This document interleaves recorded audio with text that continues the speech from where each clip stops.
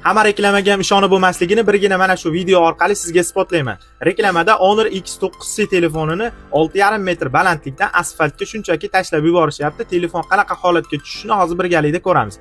Kran yordamida 6,5 metr balandlikka ko'tarib, shunchaki asfaltga tashlab yuborishyapti.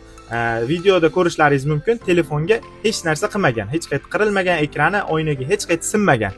Biz buni real hayotda 6,5 metr emas, 1,5 metr balandlikdan tushib ketib, qanaqa holatga tushib qolganini ko'rsatamiz.